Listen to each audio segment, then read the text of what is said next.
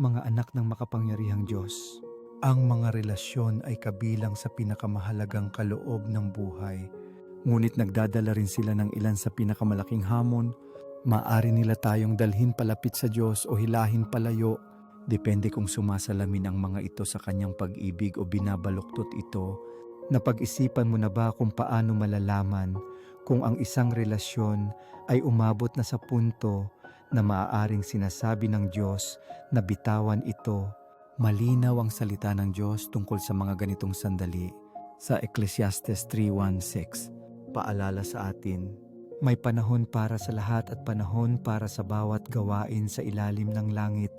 Panahon para maghanap at panahon para sumuko, panahon para itago at panahon para itapon.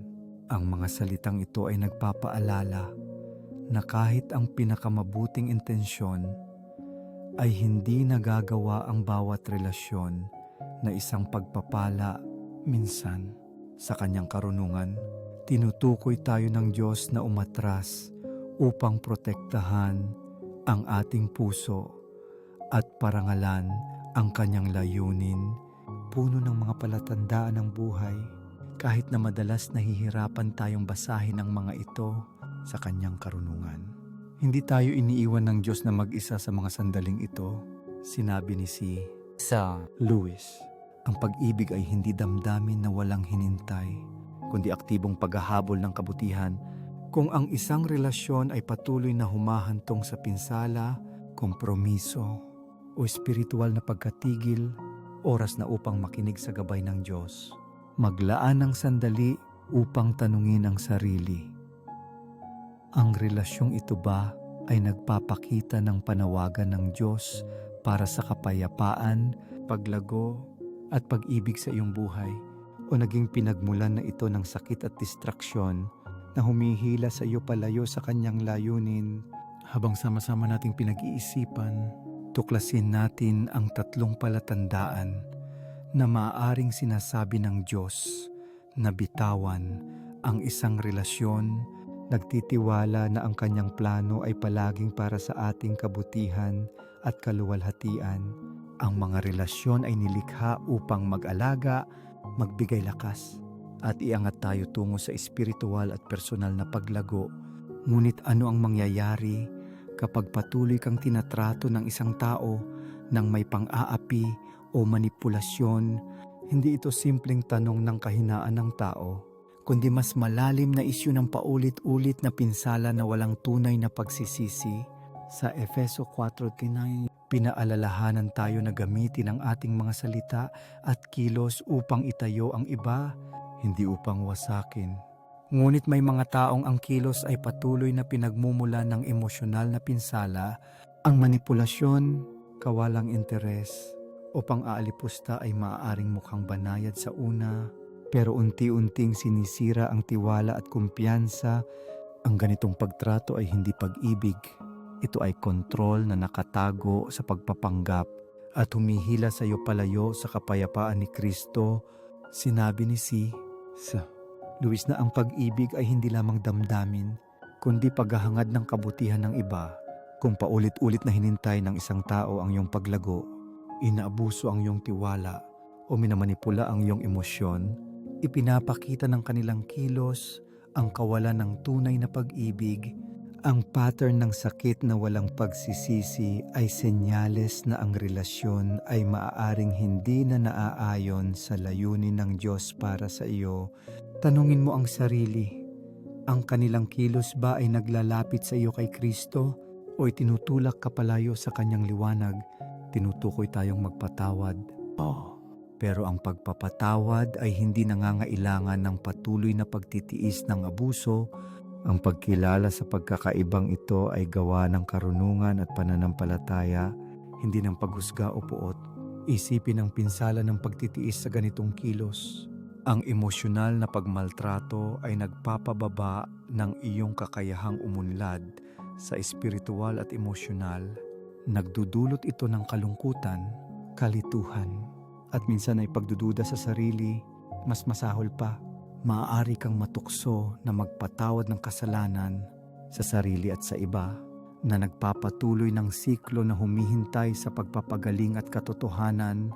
Tinutukoy ang mga Kristiyano na ipakita ang pag-ibig ng Diyos, ngunit ang pag-ibig na ito ay hindi nagpapahintulot ng kasalanan. Ang pagpayag sa isang tao na patuloy kang saktan ng walang hangganan ay hindi nakakatulong sa kanilang paglago. Sa halip, hinintay nito ang kilos na naglalayo sa kanila sa Diyos. Sa Kawikaan 19:9, babala sa atin, ang mainitin ang ulo ay kailangang magbayad ng parusa, iligtas mo sila. At kailangan mo ulit itong gawin. Isipin ang pag-ibig bilang kalasag, proteksyon ng mabuti at matuwid. Ang manatili sa kapaligiran ng manipulasyon o abuso ay pagbaba ng kalasag na ito na nagpapahintulot ng pinsala hindi lamang sa iyo, kundi sa espiritual na lakad ng iba. Ang mga hangganan sa makatuwid ay hindi makasarili. Sila ay anyo ng pag-ibig na sumasalamin sa katarungan at awa ng Diyos. Huwag itong maunawaan bilang panawagan na iwanan ang mahihirap na relasyon ng madali. Sa halip, ito ay pampalakas loob na kilalanin ang bunga ng bawat relasyon. Nakakaranas ka ba ng mutual na paggalang o tinitiis ang paulit-ulit na manipulasyon at pang-aalipusta? Hindi ka nag-iisa sa labang ito. Kasama mo ang Diyos, nagbibigay ng karunungan at ginhawa sa pamamagitan ng Kanyang salita. Magtiwala sa Kanyang gabay upang ipakita kung kailan oras na upang bitawan ang relasyong hindi na nagsisilbi sa Kanyang layunin sa iyong buhay. At habang iniisip natin ang pinsalang dulot, may isa pang tanong. Paano naaapektuhan ng kapaligirang hinintay natin ang uri ng taong hinintay natin? Humantong ba ang relasyong ito sa kompromiso o kasalanan? Napansin mo ba kung paano ang ilang relasyon ay parang naglalabas ng mga anino sa loob mo? Sa halip na ilapit ka sa liwanag, bagamat walang perpektong relasyon, ang mga patuloy na nagdudulot ng kapaitan, galit, o kompromiso ay nagpapakita ng mas malalim na issue. Ang mga koneksyong ito ay hindi lamang sumusubok sa iyong pasensya, tinutokso ka nitong talikuran ng mga birtud na hinintay ni Kristo na isabuhay mo. Sa 1 Corinto 15:30, babala sa atin, huwag kayong maligaw. Ang masamang kasama ay sumisira sa mabuting ugali. Ang babalang ito ay hindi lamang tungkol sa pag-iwas sa hayagang masasamang impluensya, kundi tungkol rin sa pagkilala sa banayad.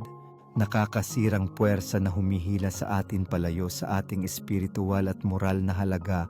Ang mga relasyong naghihikayat sa pagmamataas, inggit o panlilinlang ay sumisira sa pundasyon ng ating pananampalataya. Isipin ang iyong kaluluwa bilang hardin.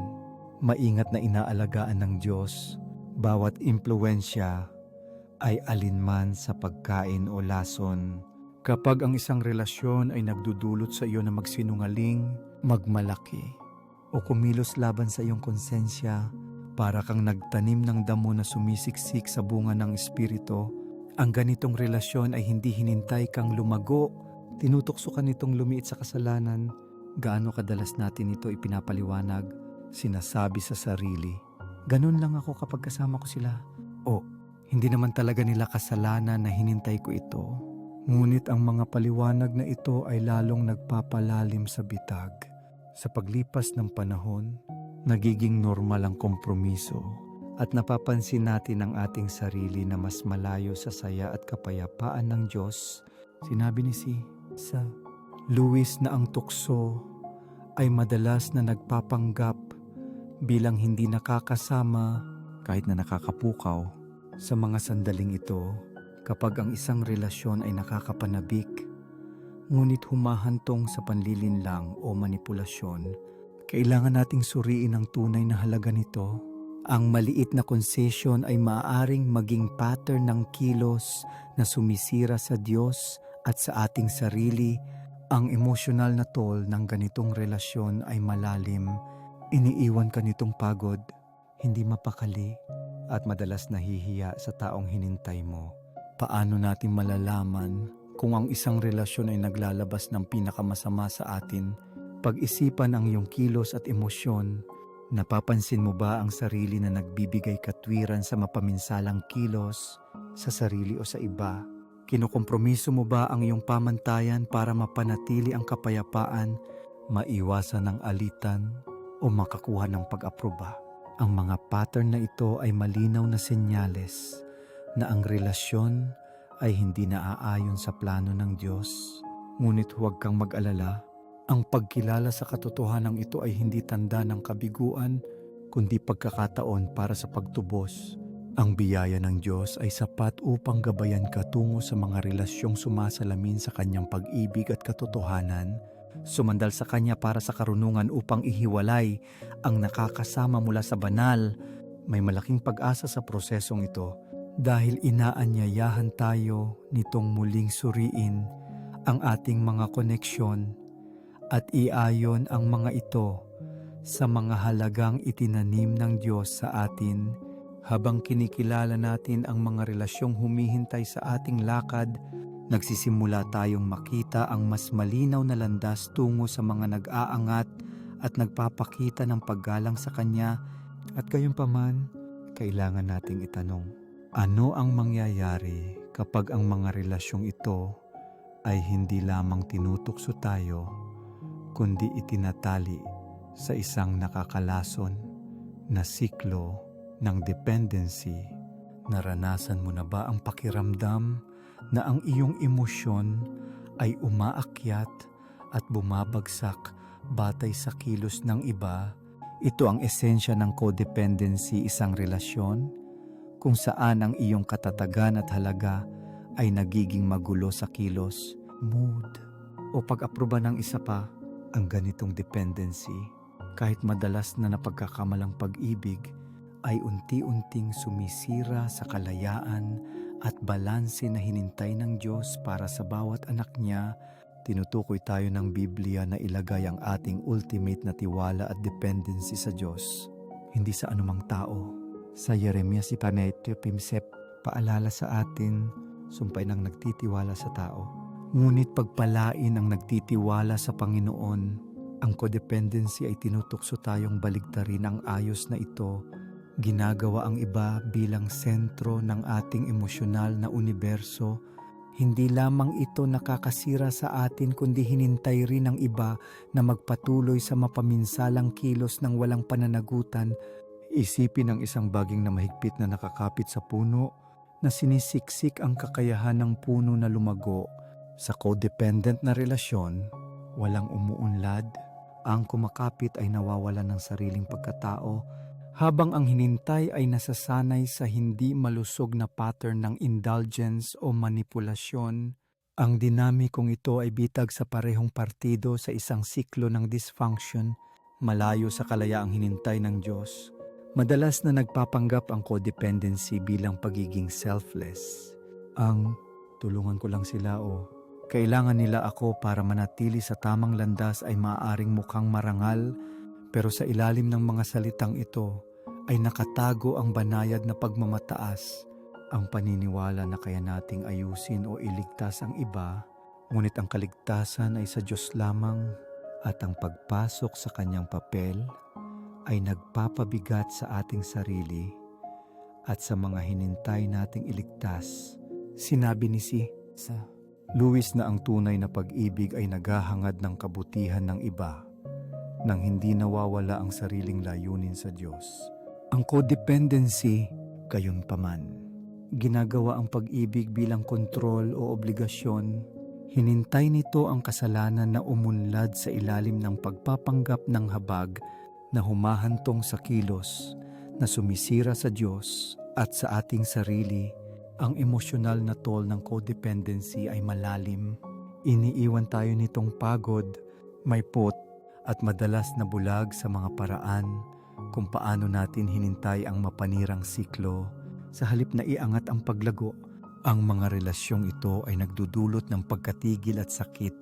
Ang gayong dinamika ay nagpapakita ng agarang pangangailangan na iayon ang ating dependency.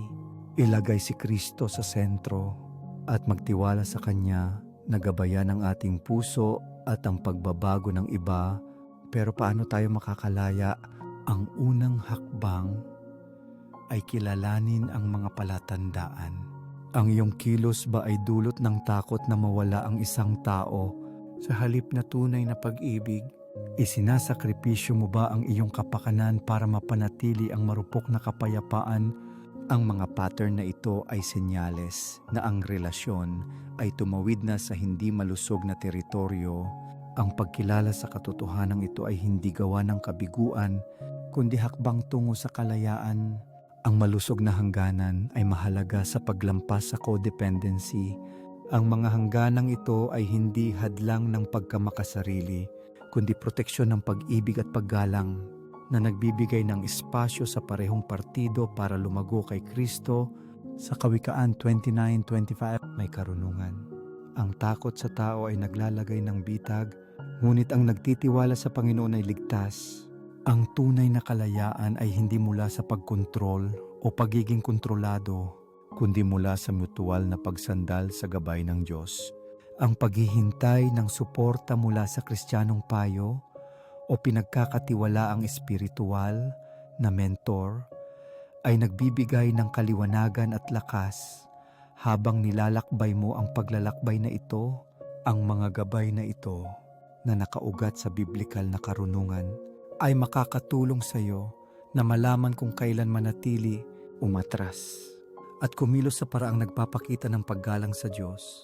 Tandaan, ang pag-urong ay hindi nangangahulugang pag-iwan sa kanila, nangangahulugan itong pagtitiwala sa Diyos na gawin ang hindi mo kaya. At habang sinisiyasat natin ang mga magulong relasyong ito, lumilitaw ang isa pang tanong. Paano natin itinatakda ang mga hangganan sa pag-ibig nang hindi hinintay ang kapaitan o guilt na mag-ugat? Ang pag-navigate sa mga relasyong sumisipsip o nakakasama ay nangangailangan ng tapang at karunungan. Hindi sapat na kilalanin lamang ang toxicity, kailangan din nating gumawa ng sinadyang hakbang upang iayon ang ating mga relasyon sa kalooban ng Diyos. Ang mga hakbang na ito na nakaugat sa biblikal na katotohanan ay hindi gawa ng pagtanggi, kundi ng pagsunod na inuuna ang espiritual na paglago at emosyonal na kalusugan kaysa sa kaginhawahan o takot. Ang unang prinsipyo ay ang pagtatakda ng malusog na hangganan. Ang mga hangganan ay hindi pader ng pag-iisa, kundi gate ng pagkilala. Hinintay nila ang mabuti at nagbibigay buhay na pumasok habang hinintay ang nakakasama sa labas. Sa Kawikaan 4:23, paalala sa atin, higit sa lahat, bantayan ang iyong puso dahil mula rito ang daloy ng lahat ng iyong ginagawa. Ang pagprotekta sa iyong puso ay hindi makasarili. Ito ay gawa ng pamamahala sa buhay na ipinagkatiwala sa iyo ng Diyos. Isipin ang mga hangganan bilang mga pader ng isang lungsod. Kung wala ang mga ito, madaling makapasok ang kaaway upang manira at magnakaw. Sa parehong paraan, ang mga relasyon ng walang hangganan ay nag-aanyaya ng manipulasyon, emosyonal na abuso, at siklo ng kasalanan. Ang pagtatakda ng malinaw na limitasyon ay refleksyon ng katarungan at awa ng Diyos na nagbibigay ng balangkas para sa mutual na paggalang at pananagutan. Ang isa pang mahalagang hakbang ay ang pagkuha ng espasyo mula sa nakakalaso na relasyon kung kinakailangan.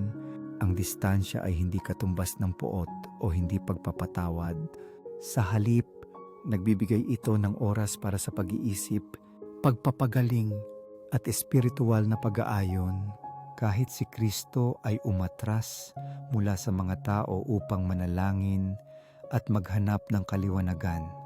Mateo 14:23. Ang pag-urong ay maaaring gawa ng pananampalataya, pagtitiwala sa Diyos na gawin kung saan hindi natin kaya. Sa mga kaso ng patuloy na pagmaltrato, ang paghihintay ng gabay mula sa Kristiyanong tagapayo o pinagkakatiwalaang mentor ay nagbibigay ng kaliwanagan at suporta. Sa Kawikaan 19:20, payo sa atin. Makinig sa payo at tanggapin ang disiplina at sa huli, ikaw ay bibilangin sa mga matalino. Mahalaga rin na labanan ng tukso na payagan ang mapaminsalang kilos. Ang pagpayag ay maaring parang kabutihan, pero madalas itong nagpapatuloy ng siklo ng kasalanan at dependency. Ang tunay na pag-ibig ay nangangailangan ng pananagutan. Kapag nagbibigay dahilan o tinatakpan natin ang kilos ng iba, ninanakaw natin ang pagkakataon nilang harapin ang kahihinatnan at hanapin ang pagbabago kay Kristo. Pantay na mahalaga ang pagsandal sa lakas ng Diyos. Sa buong proseso, ang mga relasyon, lalo na ang mga sirang, ay maaaring maging pinagmumula ng malalim na emosyonal na sakit.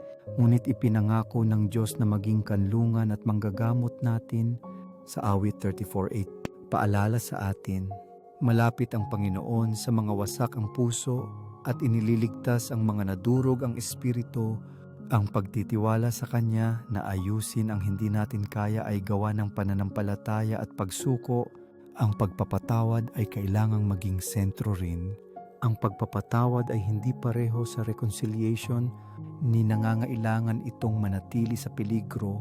Sa halip, pinalalaya nito ang iyong puso mula sa kapaitan at binubuksan ang pinto para sa kapayapaan ng Diyos. Ang pagpapalaya ng bigat ng puot ay regalo sa sarili mo kaysa sa iba. Habang nilalakbay mo ang mga hakbang na ito, tandaan na ang paglago ay unti-unti. Ang pagpapagaling, pagtatakda ng hangganan, at pagtitiwala sa Diyos ay nangangailangan ng oras at pasensya. Ang bawat gawa ng pagsunod, gaano mang kaliit, ay naglalapit sa iyo sa kalayaan at kapayapaang hinintay niya para sa iyo sa wakas. Isipin mo, ano ang mangyayari kapag nagtayo tayo ng hangganan at sinira ang nakakalaso na siklo? Maaari bang ang espasyong ito ay magbigay daan sa iyo at sa iba na maranasan ang nagbabagong biyaya ng Diyos sa bagong paraan? Kapag ang mga relasyon ay nagiging pasanin sa halip na pagpapala, madalas tayong tinutukoy ng Diyos na muling suriin ang kanilang lugar sa ating buhay. Nagbibigay siya ng karunungan, hindi upang saktan, kundi upang pagalingin. Habang tinuklas natin ang mga palatandaan ng mapaminsalang koneksyon pagmaltrato, espiritual na kompromiso, at nakakalaso na dependency, nakikita natin kung gaano kahalaga ang iayon ang ating mga relasyon sa Kanyang katotohanan. Maglaan ng sandali upang pag-isipan. Anong mga relasyon sa iyong buhay ang nag-aalaga sa iyong lakad kasama ang Diyos at alin ang humihintay dito? Marahil nakilala mo ang mga pattern ng manipulasyon, emosyonal na pinsala o codependency. Hindi ito mga kabiguan, kundi mga imbitasyon na magtiwala sa gabay ng Diyos, magtakda ng hangganan sa pag-ibig at lumago sa taong hinintay niya na maging ikaw.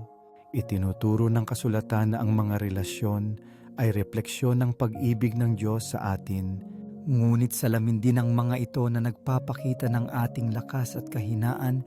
May mga talibang naglalabas ng pinakamasama sa iyo, na humihila sa iyo sa kasalanan o kawalan ng pag-asa.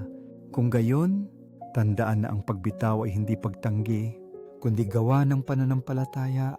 Binubuksan nito ang pinto para maranasan ng parehong partido ang nagbabagong gawa ng Diyos.